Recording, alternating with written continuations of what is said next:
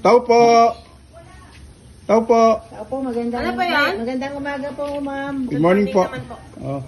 Naglalakad ho kami, nakita namin yung solar niyo sa taas ng bubong, napakalaki. Opo. Opo, ka-install lang po eh. Naka-install lang, na-install lang pala. May building permit ho ba yun? Kasama ho ba yun dito sa paano niyo? Kasi ang laki eh. Delikado ho yan, sobrang bigat na po yan, Ay, yung wala solar po, rin sa hindi taas. po kasama sa building permit yan. Ay, Hindi naman na-require yan dati eh. ay hindi ho pa pwede yan. Saan po ba kayo nagpakabit? Sino po nagkabit niyan? At saan kayo nagpaano niyan?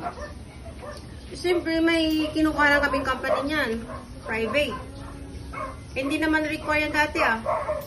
Dati ho yun, delikado. Buwan pa lang yan. Delikado ho yan.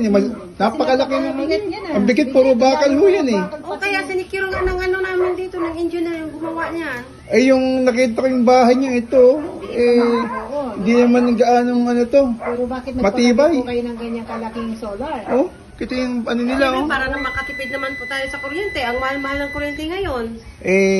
Kung wala akong permit yan, tatanggalin po namin yan. Ay, hindi po pwedeng ganun. Ay bakit ho?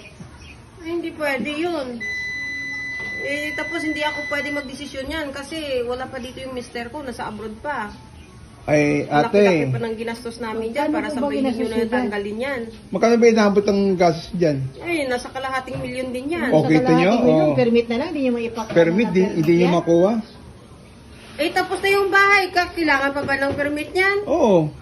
Kung yung permit yan, kung di nyo kukuha ng permit yan, Para tatanggalin namin yan.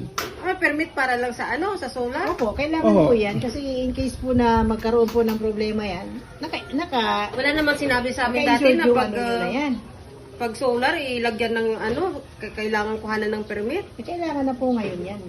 Kasi kung di nyo kukuha ng permit dyan, schedule natin next week, no? Oo, Tatanggalin namin, magsasama kami ng tao Ay, hindi na pwede. tatanggalin Hindi namin pwede yan. ganun. Kung wala Hindi po kayo ako may papayag. pakitang ano dyan, permit sa... Wala po kayong magagawa, tatanggalin po namin yung solar nyo. Ay, hindi pwede. Magkakaproblema tayo niyan. Pag, Anong makakaproblema? Parang problema niyan. kayo pa kami ang matapang. magkakaproblema. Ano naman sa inyo kung magkakaproblema kami. Pero secure yung ano namin dyan. Wala nga Solar, kayo, kaya nga pakabit kami niyan para makatipid kami sa kuryente. hindi nga kasama sa building permit yan. Grabe lang. Kaya Lahat talaga na lang kuhaan may pa rin ng bayad. permit yan. O magkano Kuhaan- naman yung ano dyan? Permit na yan. 10K ho yan eh. Grabe Kasi naman masyadong kayo. malaki yan. Oo. 10K, saan pupunta na naman yan?